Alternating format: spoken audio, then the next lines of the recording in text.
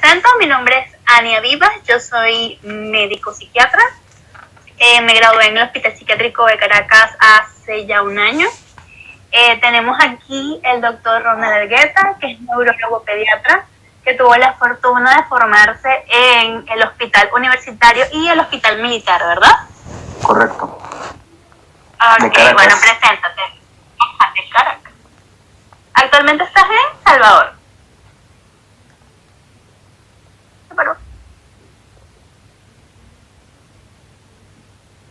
Bueno, tenemos problemas de todo.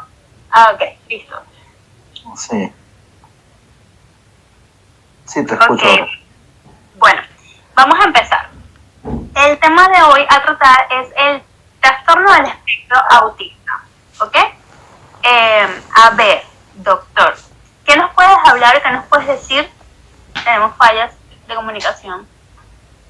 Te quedas quedado colgado, ¿me escuchas bien?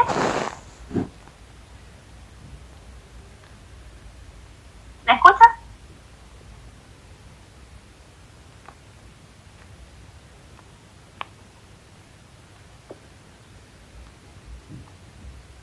Sí, hola. ahorita sí estamos bien. Ok, entonces, ay no. Ok, coméntanos entonces qué es el trastorno del espectro autista. Bien, bueno, el trastorno del espectro autista, que es el DSM-5, parte de los trastornos generalizados del desarrollo. Estos eran un grupo de entidades nosológicas, eran 5, que tenían, digamos, un mismo inicio común, que es la parte esta poligénica, ¿no? El trastorno del espectro autista se caracteriza por fallas de la socialización, fallas comunicativas, algunas conductas atípicas y algunos trastornos del orden sensorial. Pueden cursar con algunas otras comorbilidades, ¿verdad? Actualmente se calcula que el 3% del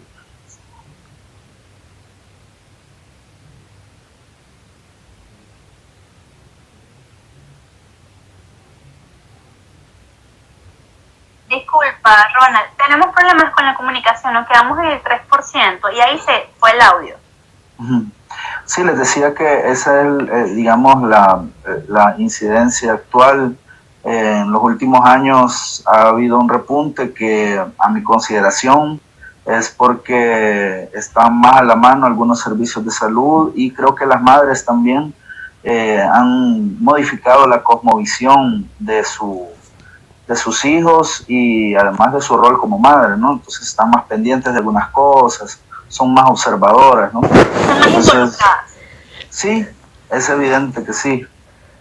Sobre todo lo vemos en Latinoamérica, donde ha habido una modificación en el rol de madre bastante. Entonces, son muy observadoras con sus bebés. Por tanto, notan algunas cosas, por decirlo así, ¿verdad? Algunos signos, y buscan ayuda.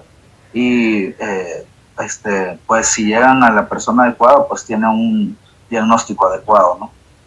Ok. Doctor, entre las alteraciones del neurodesarrollo hay muchas preguntas entre las mamás y mucha duda con respecto a trastornos solamente del habla y al trastorno de la comunicación. Estuve investigando y el DSM-5, que es el último libro de diagnóstico de enfermedades mentales, tiene entre la alteración del neurodesarrollo otros subtipos aparte del trastorno del espectro autista. Entre esos tenemos el trastorno específico del lenguaje, tenemos el trastorno de comunicación social y trastorno generalizado del desarrollo. ¿Qué nos puede decir sobre esos trastornos? ¿Tienen que ver? ¿Son parecidos? ¿Todos los niños que presentan una alteración del lenguaje están dentro del espectro? ¿Todos los niños que presentan alteración de la comunicación social están dentro del espectro? ¿Cómo sería eso? ¿Cómo se lo explicaríamos a las mamás para poderlas darle tranquilidad y darle el conocimiento responsable de estos ítems o de estos síndromes?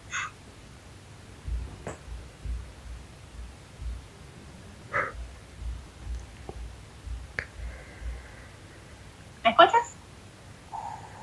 Hola. Hola, ¿me escuchaste? Sí, escuché la pregunta. Bueno, la parte final... Ajá.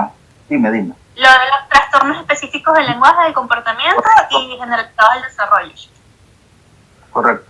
Sí, fíjate, lo que pasa es que, digamos que dentro de las manifestaciones que están dentro del espectro autista, se pudieron observar en algunos pacientes que no englobaban todas estas manifestaciones, y algunas veces solo se limitaban a las áreas del lenguaje o al área de la socialización, ¿no? Yo creo que el DSM-5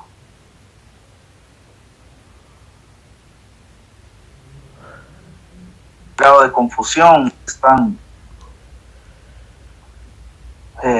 ¿sí me escuchas? Sí, ahora sí. Sobre todo en las madres, sí, que puede generar un grado de confusión, sobre todo en madres que buscan información y es una información difícil de digerir. Entonces, como bien lo has mencionado, el DSM-5 ha venido digamos, a desglosar un poco y, digamos, separar las manifestaciones en niños que solamente sus cuadros se limitan a las áreas comunicativas o a las áreas sociales, o en niños que solamente presentan algún problema de tipo socialización afectiva. Entonces ha ido como separando un poco esto, ¿no?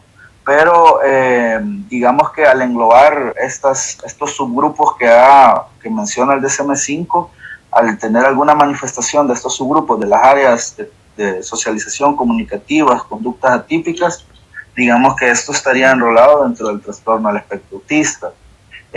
Yo siempre les explico a los padres, cuando es bien difícil para un padre o una madre escuchar este diagnóstico, ¿no? Son palabras fuertes para ellos, y un poco, digamos, generando un poco de solidaridad con ellos, explicarles que esto, la palabra espectro, la explico yo como si tuviéramos la condición de los colores, ¿no?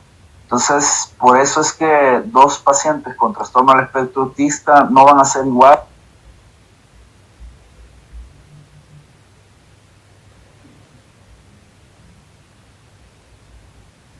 Ok, te perdimos, disculpa, te perdimos por un momento el audio. Dices que el espejo es como una paleta de colores, que a pesar de que... Es un mosaico. Es un mosaico, que a pesar de que dos niños estén dentro del espectro, no van a mostrar los mismos colores, es decir, no lo van a mostrar los mismos síntomas. Mismos signos, correcto. Okay. Entonces, en ese aspecto, como madres, padres, mi recomendación es siempre no caer en comparaciones estériles en cuanto a otros bebés, ¿no? Fíjate que hay un libro muy bonito, hay un video muy bonito en YouTube de la Fundación Orange de España, que habla de la escuela de especialistas, la academia de especialistas, y son niños que tienen algunos intereses específicos, ¿verdad? Dentro de su conducta típica tienen un interés específico, por ejemplo, ordenar en fila los juguetes, hacer rompecabezas, agarrar todas las tapitas de las botellas, agarrar todos los vasos de la casa, y entonces ningún niño presenta, digamos, la misma forma de manifestar los signos en torno al trastorno del espectro autista, ¿no? Ok. Hay algo que últimamente yo no lo había escuchado, me enteré porque hace rato estuvimos conversando y me lo nombraste, del TEA Plus. Explícanos qué significa el trastorno del espectro autista plus. Bueno, este es un término relativamente nuevo, de hecho no aparece en el DSM-5 como bien te habrás podido dar cuenta, y es que se ha observado que hay un grado importante, un número importante de pacientes que tienen el trastorno del espectro autista, y estos pacientes se caracterizan porque, aparte de sus conductas atípicas y sus fallas, es muy predominante la hiperactividad y todas estas manifestaciones hiperkinéticas, este movimiento constante, la impulsividad es muy, muy evidente. Entonces se ha tomado en cuenta, ¿no? Esto para tener, digamos, un diagnóstico aparte, una caracterización aparte, ¿no? Dentro del mismo trastorno del espectro. Juntar un diagnóstico de trastorno del espectro autista con uno de trastorno de déficit de hiperactividad. con manifestaciones de hiperactividad.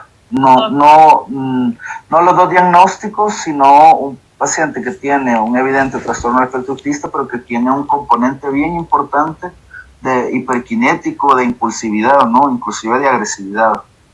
Entonces, eso es algo nuevo acuñado, correcto.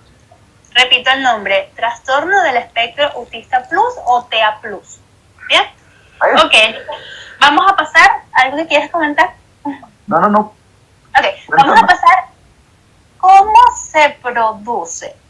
Hay mucha expectativa, hay mucha información en este mundo 2.0 donde se obtiene a través de comentarios o vivencias, las experiencias de otras personas que montan, cuelgan información, pero no son especialistas en el tema. Entonces, tengo muchas preguntas enfocadas en cómo se produce el trastorno del espectro autista.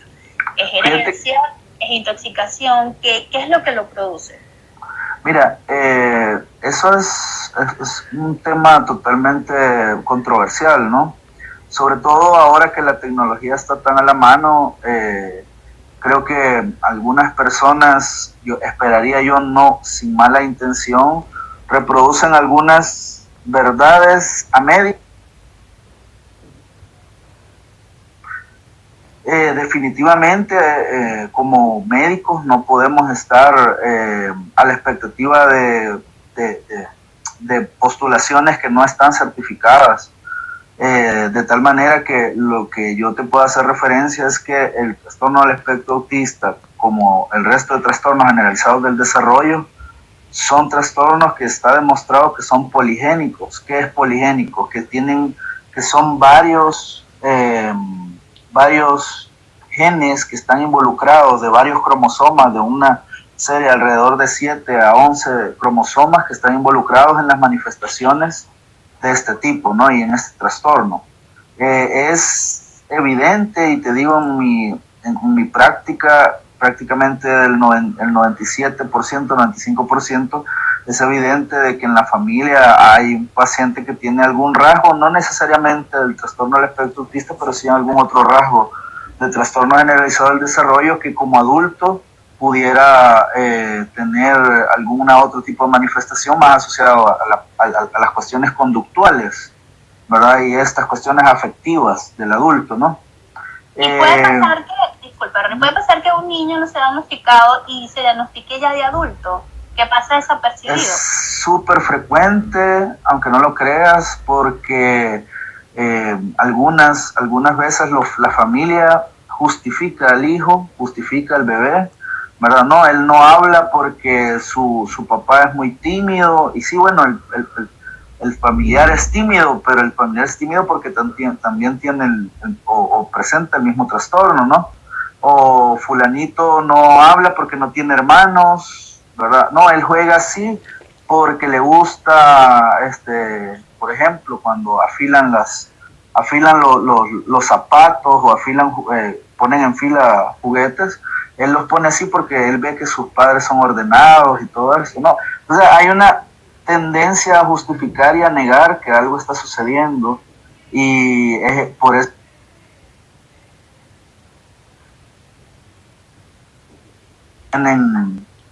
un poco tardíamente. Disculpa, Ronald, volvimos a perder el audio. Sí, te decía que es frecuente que en muchas familias justifican situaciones, circunstancias que son atípicas, y es frecuente hacer diagnósticos bien tardíos del trastorno del espectro autista.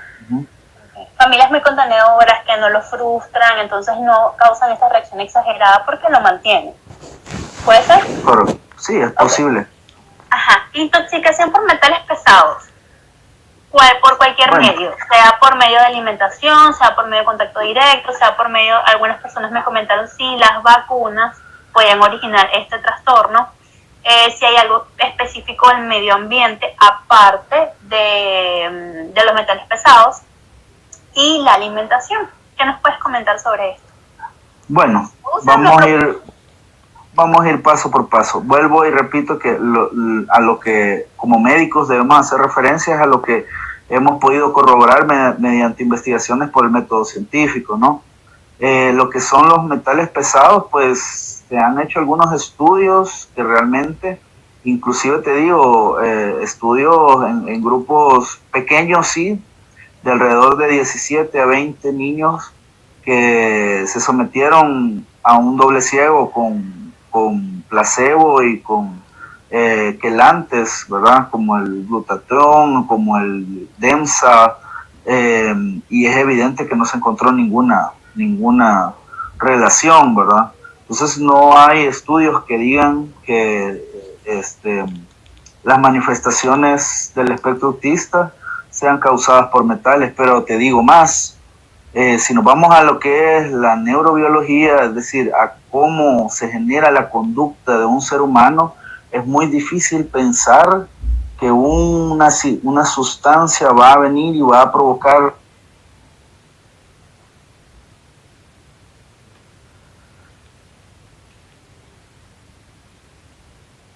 Disculpa, Ronald, volvimos a perder el audio. Nos quedamos es difícil pensar que una sustancia, hasta ahí nos quedamos.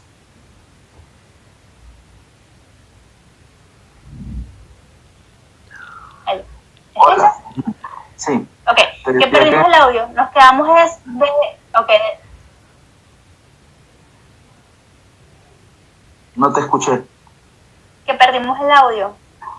Correcto. Mientras estabas explicando lo de los metales pesados, y es posible que una sustancia en el cerebro, hasta ahí escuchamos. Que no, te decía que no es posible justificar tantas manifestaciones diversas de un sistema neurológico porque no es un lugar del cerebro, ¿verdad? Es un cerebro, es un sistema completo el que tiene una alteración, el trastorno del espectro autista, su funcionamiento. Fíjate que en ese aspecto es más válido comentarle a los padres que hay otras teorías como lo que son las que hablan de las fallas del efecto poda. El efecto poda es un efecto que se debe, que sufrimos todos los seres humanos, ¿verdad? Yo les explico que el cerebro de los niños termina la migración neuronal alrededor de los 6 años de vida, por tanto es un cerebro superplástico que está en constante construcción. Entonces, hacemos siempre, o yo les digo a los padres, hacer la analogía con un edificio. Cuando estás construyendo un edificio, tú vas con los andamios al lado, ¿no? Y vas dejando una serie el repello, va quedando como una especie de...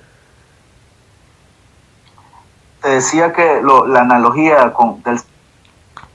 de la formación del cerebro con la edificación, con la construcción de un edificio.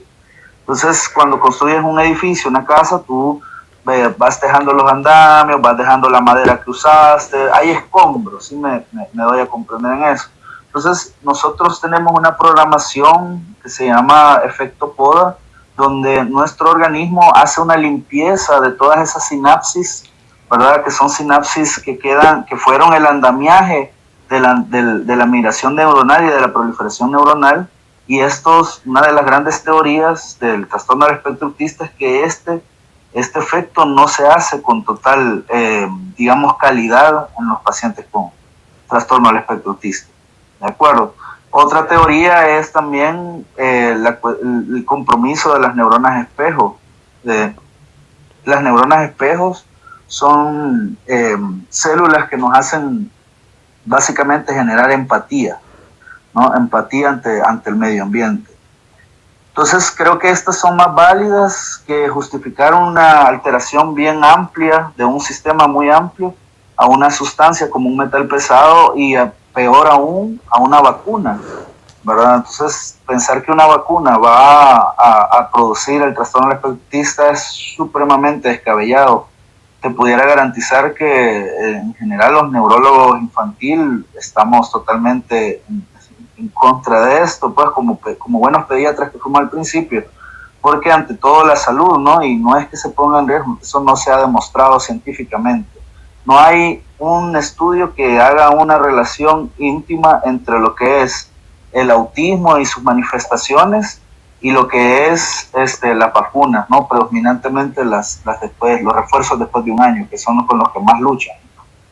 Entonces eso no es algo que se haya verificado. Ok, pero en el caso de que sea un niño inmunosuprimido, ok, que tenga alguna lesión de base orgánica, porque una de las preguntas muy específicas de una mamá fue de su hijo que tiene una alteración del cuerpo calloso.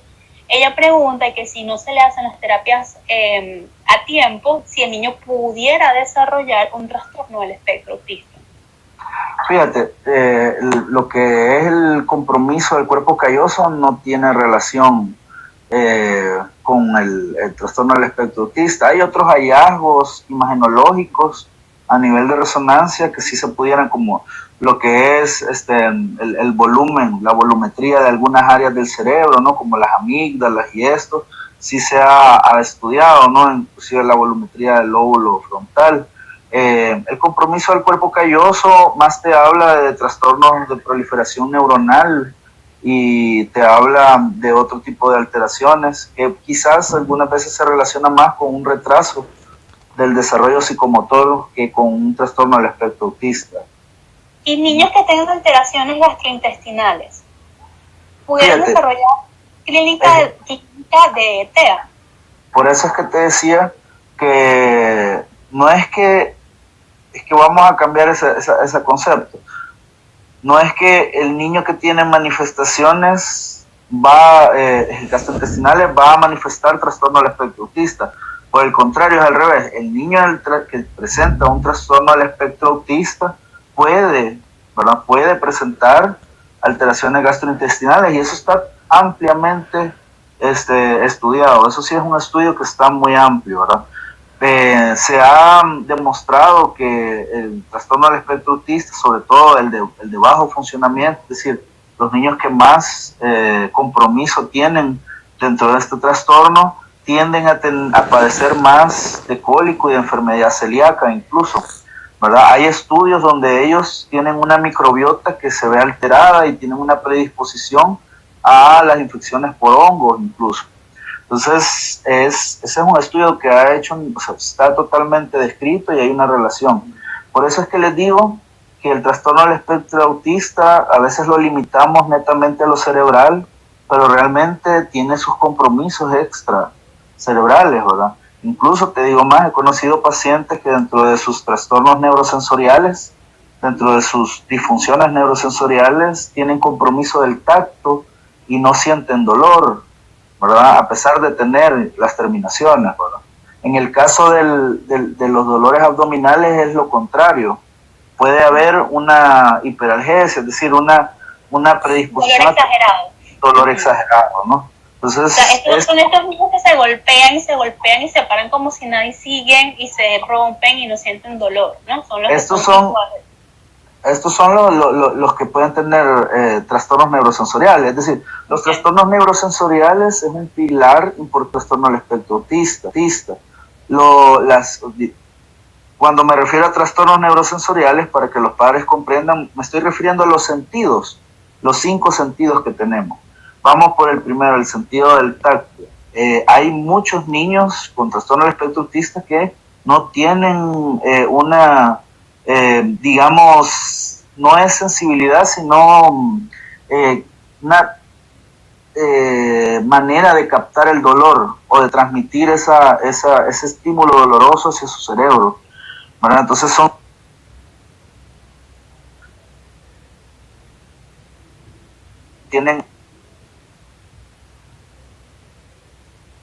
tienen constantes traumas en las manos, ¿verdad? Entonces tienen este compromiso de sensibilidad al dolor, ¿verdad? Otro sentido que se ve...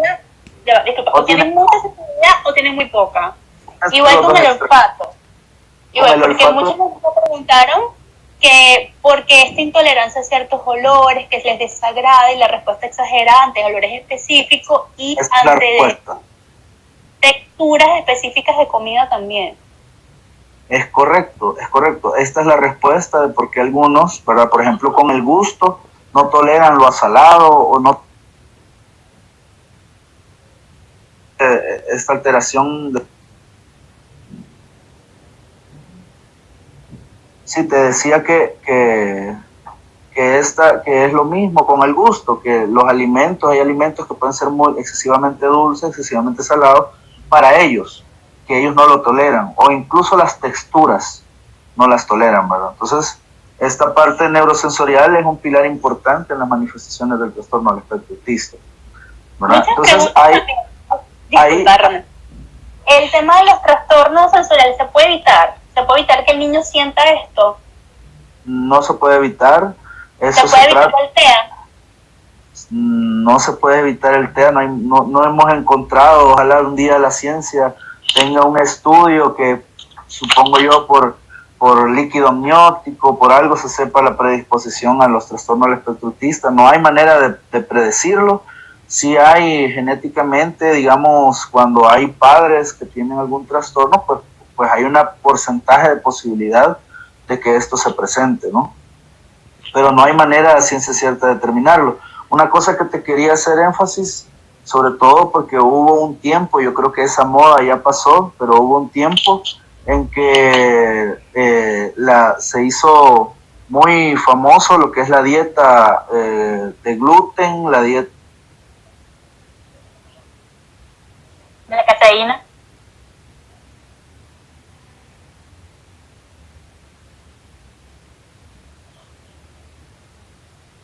Hola. Ya va. Hola. Ok, otra vez. Ajá, ya llegaste. Estabas hablando de la dieta libre de gluten y caseína. Sí, fíjate, la dieta libre de gluten, es decir, se impuso porque hubieron algunos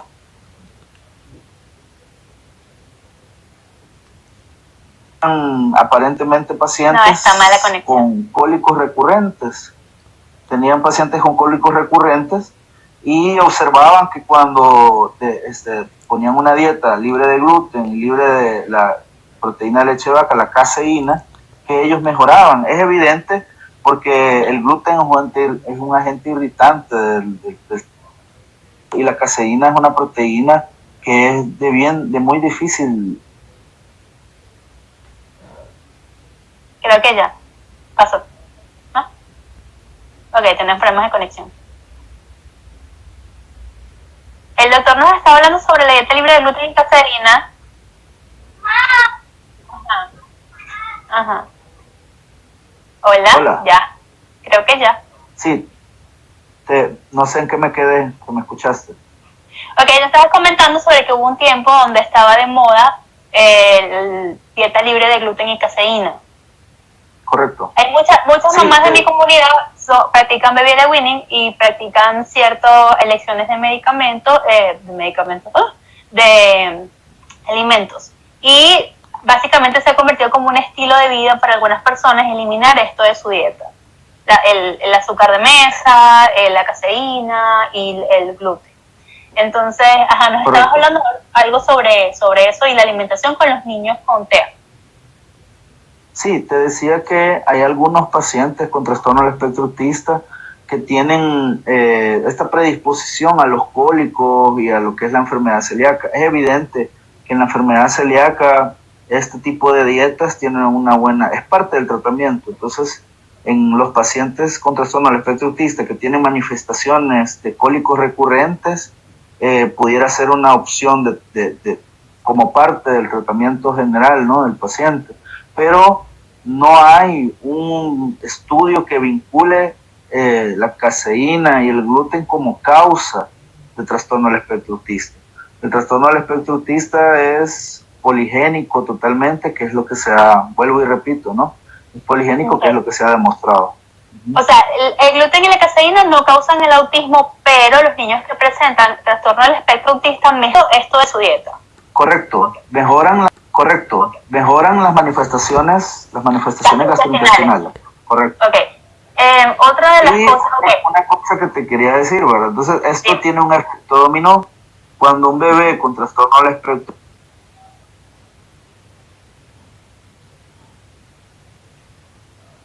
¿verdad? Cuando un bebé con trastorno del espectro autista le eliminas el gluten, mejoras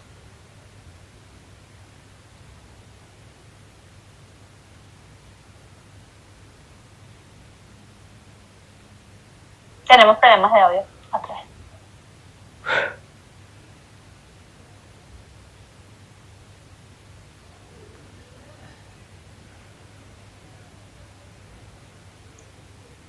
sea, el tema de la alimentación es como controversial para nuestra conexión. Y sobre todo de esos dos componentes. Ajá, cuéntame.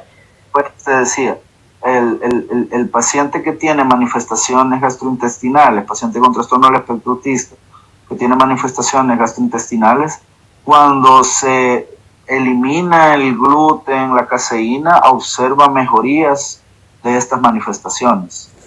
Por tanto, el hecho de que mejore estas manifestaciones hace que el paciente esté menos disruptivo, esté menos inquieto, irritable, esté más atento, esté menos irritable, ¿verdad? Entonces, observan una mejoría muy franca, pero es por esta razón, pero no es que esta dieta elimine el autismo, ¿no? Sino que es esta razón, la causa. Es una condición, correcto, el trastorno del espectro, ¿sí? Bien, en cuanto a esto, diagnósticos o criterios diagnósticos, ya hemos hablado un poquito sobre la parte sensorial, la parte de los sentidos. Señales de alarma para un niño menor de 2 años y para un niño mayor de 2 años. ¿Qué le puedes decir a la mamá? ¿Qué es lo que tiene que estar pendiente o cuál es el punto donde tiene que preocuparse, que tiene que insistirle al pediatra con niños menores de 2 años y con niños mayores de 2 años? El primer signo de alarma en el trastorno del espectro autista es la ausencia de sonrisa social después de los 4 meses. Es decir, un bebé menor de 4 meses tiene que sonreír al menor gesto, a la menor gesticulación. Ese digamos que es el primer vínculo comunicativo del niño, la sonrisa y el llanto, ¿no? Entonces, el hecho de que que exista un lactante que después de los 4 meses no tenga sonrisa social, eso es un signo de alarma. Eso no quiere decir que el bebé tenga trastorno del espectro autista. En ese momento lo que se hace es hacer diagnóstico diferencial y hacer un seguimiento. El principal diagnóstico diferencial de un paciente con trastorno del espectro autista es la hipoacusia. Es decir, que el bebé no me hace caso es porque no me escucha o porque realmente él tiene fallas comunicativas y de lenguaje. Entonces, eso el neurólogo debe de solicitar un estudio que son potenciales evocados de tallo cerebral, que lo que hacen es corroborar que a la altura de los receptores a nivel central se reciben estos estímulos eléctricos a partir del oído. Es decir, que se descarta la hipoacusia central. Es correcto. O sea, hay que descartar, o sea, mamás, para que no se alarme. Si el niño no sonríe o si el nené cuando le hablan siente que no le responden, hay que descartar primero todo lo orgánico, o sea, que esté escuchando, que realmente pueda hablar, que no haya ninguna dificultad motora, funcional en la parte del lenguaje solamente, en la parte auditiva, en la parte motora, puede ser algo hipotónico o algo hipertónico. Me han preguntado muchas mamás el tema de que los niños menores de 2 años se queden dormidos con el puño cerrado, con el pulgar adentro. Pues esa manifestación es más relacionada con algún trastorno motor de tipo hipertonía o hipotonía. En el caso de mantener el puño cerrado, ¿verdad? Eso es una manifestación de hipertonía. Entonces, por ahí yo creo que más que pensar en un trastorno del espectro autista es de evaluar cualquier antecedente perinatal, si hubo algún problema en el parto, en la cesárea, y lo que necesita es abordaje con fisioterapia, ¿no? Esos trastornos se deben superar, ¿no? Entonces, no se relacionan con trastorno del espectro autista como tal. Ok, entonces una de las señales de alarma no para meterlo dentro del espectro, sino para acudir al pediatra, para sospechar. Sonrisa social. Ajá. Los estímulos sonoros, es decir, que tú lo llames, que tú le llames por su nombre, que se yo, Oscarcito, ven acá, y él no te escucha, no te responda, eso es llamativo, ¿no? Por otra parte, es importante también lo que es el lenguaje, ¿verdad?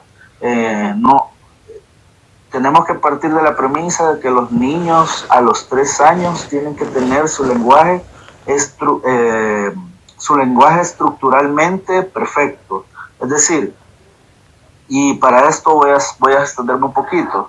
El lenguaje se divide en lenguaje expresivo y lenguaje comprensivo.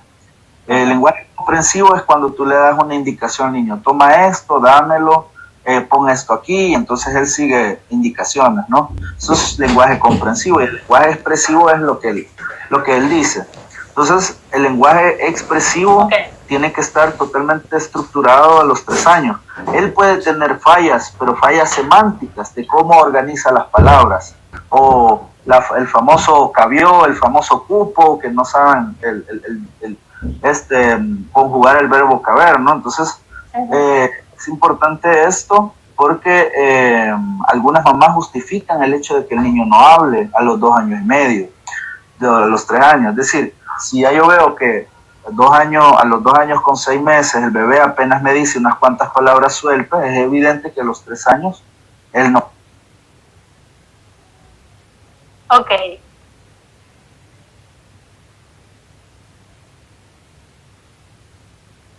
Ok.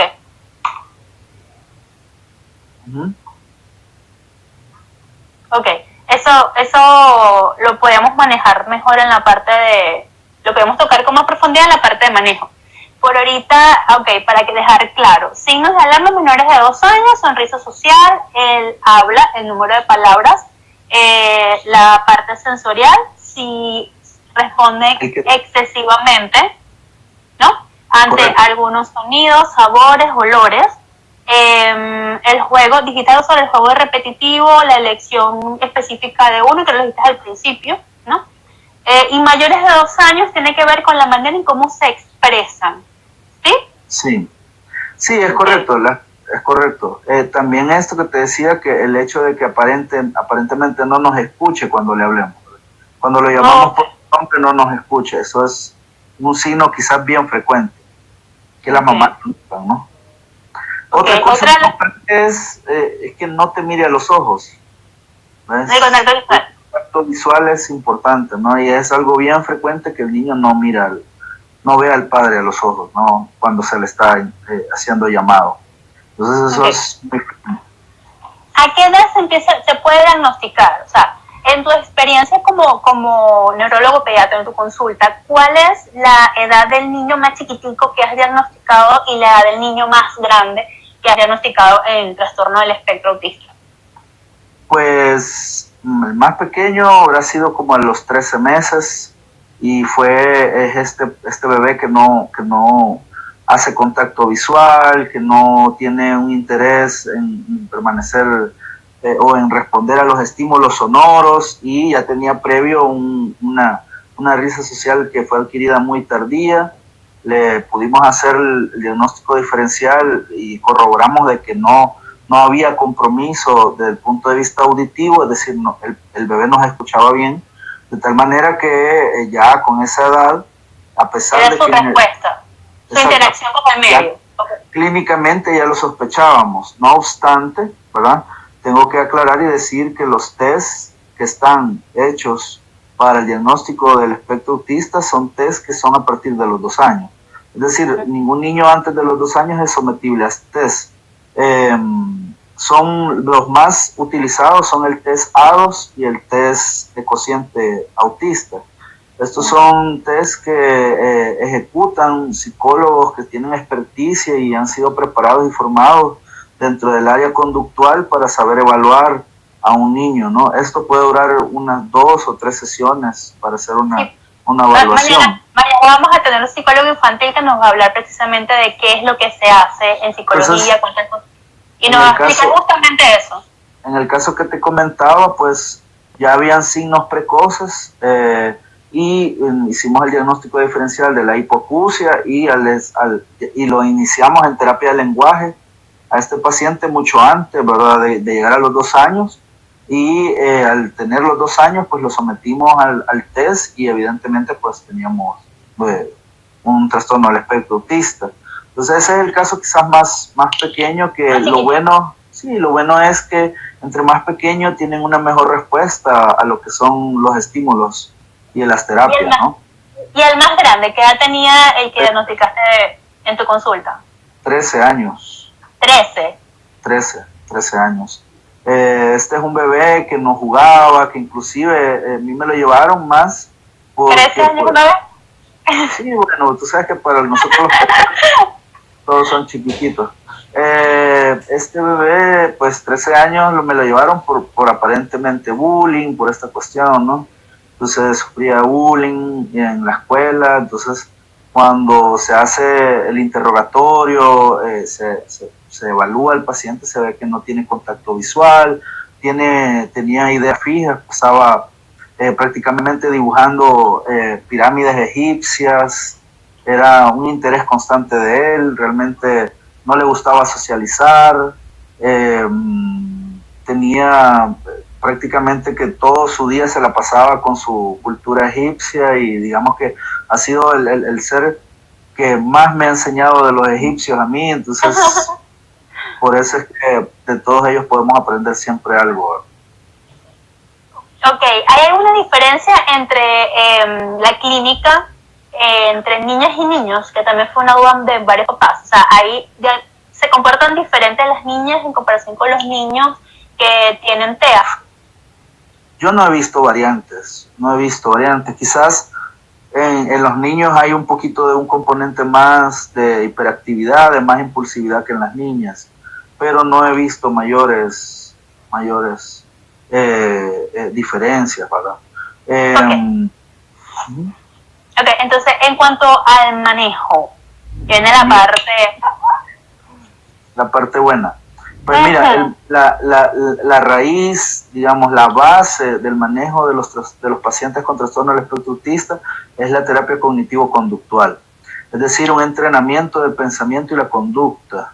Hay que comprender que él tiene su manera de ser, su manera de llevar las cosas y su manera de pensar y de desarrollarse. Y es aceptando eso y a partir de eso que vamos a tener las modificaciones en su conducta.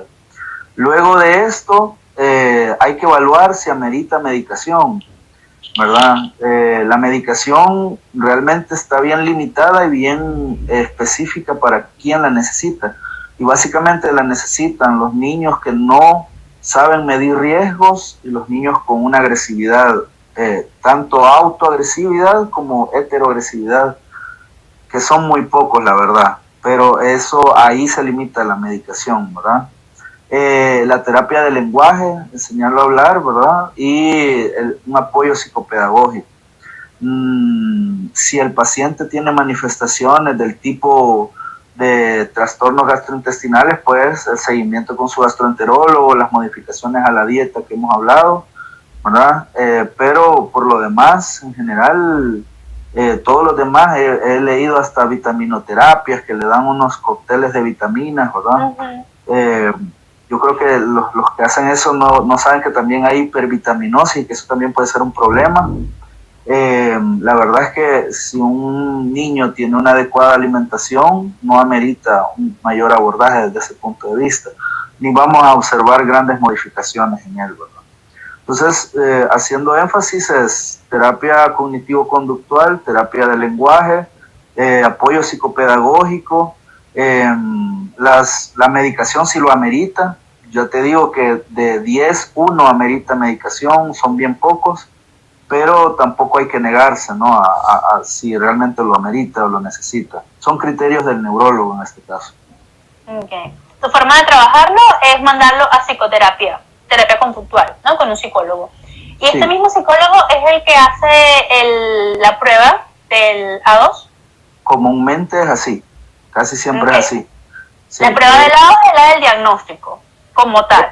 Sí, yo hago la analogía, ¿verdad? Que esto es como cuando tú sospechas de que hay una neumonía, una infección en el pulmón. Tú recibes al niño con fiebre y cuando tú lo examinas, pues escuchas ruidos que te hacen pensar de que hay una infección y tú mandas a hacer unos rayos X para corroborar lo que tú estás sospechando. Entonces, en el caso de los niños con trastorno del espectro autista, yo interrogo a la madre y además en un consultorio de un neuropediatra siempre hay un área lúdica, un área de juego, y es en esa la observación de esa área de juego, cómo juega, cómo son sus movimientos, si hay estereotipias, si hay conductas atípicas, si hay juego representativo, ¿verdad? Si hay intención comunicativa con el medio, si hay hiperquinesia, todas estas cosas las evalúas, las vas evaluando y te van haciendo o coloreando lo que es el paisaje de este paciente. Entonces, tú tienes una sospecha diagnóstica y le solicitas a un psicólogo que le haga el test solo para corroborar tu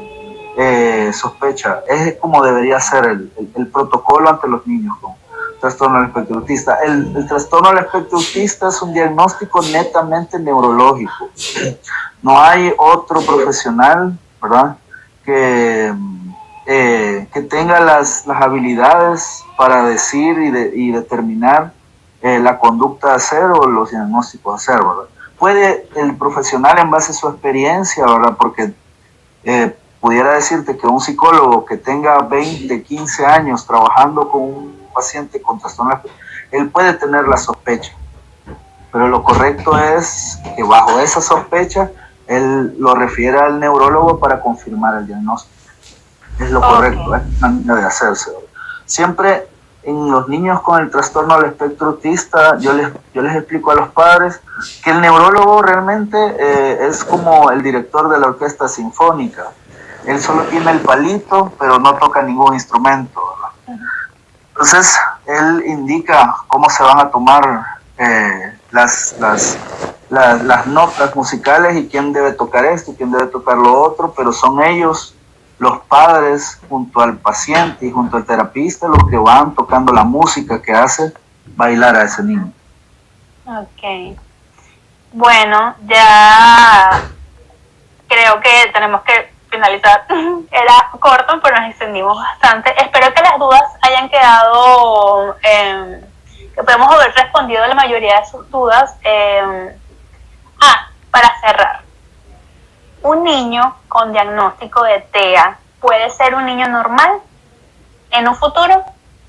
Pues es un niño que probablemente tenga unas visiones y unas sensaciones del mundo distintas a las de los demás, una manera y una óptica de ver los demás. Ya podrás ver que hay muchas películas hechas en torno a este tema y que los personajes tienen cosmovisiones, tienen sensaciones y tienen visiones del mundo que son distintas a los demás, pero por ser distintas no es que no sean válidas, son totalmente válidas. De tal manera que si le enseñamos a socializar y le enseñamos a comunicar sus sensaciones, puede ser un niño que puede llevar una vida e insertarse en la sociedad. Podrá tener una que otra falla desde el punto de vista afectivo, es posible, ¿no? Pero si él está acompañado por el psicólogo, por su familia, que es lo más importante, ¿verdad?, él puede tener una vida totalmente funcional dentro de la sociedad. Ya habrás visto temas de famosos con trastorno del espectro autista que nos han dado, a la humanidad nos han regalado muchísimas cosas buenas, ¿no? Entonces, es un tema de apoyo de la familia, es un tema de acompañar y ser constante, porque no es de que voy a acompañarte un mes, 2 meses, sino es una vida de acompañamiento, una vida de aceptación y una vida de esmero, porque buscar lo mejor para el paciente, para el bebé con el trastorno del espectro autista. Bueno, doctor Ronald, muchísimas gracias, de verdad. Espero que les haya gustado muchísimo esta iniciativa a todos mis seguidores y a tus seguidores también. ¿Tienes algo que agregar para cerrar? No, pues a las madres solo hacerles hincapié en que yo sé que como buenas madres ese instinto materno es algo que es súper envidiable, ¿verdad? Tienen una búsqueda constante por hacer lo mejor para sus hijos, sí tener siempre cuidado, porque algunas veces hay mentiras que se han repetido tantas veces que se han vuelto una verdad aparentemente, ¿no? Busquen ayuda siempre, las personas que estamos alrededor de estos temas siempre tenemos las manos abiertas, no pierdan, no desistan, los artífices de las transformaciones y de los logros de sus hijos son ustedes, no el terapista, no el neurólogo, son ustedes en base a la dedicación y el amor que le den a sus hijos. Y bueno, nada, pues un gustazo, gracias, les envío muchas buenas energías desde acá de San Salvador en Centroamérica.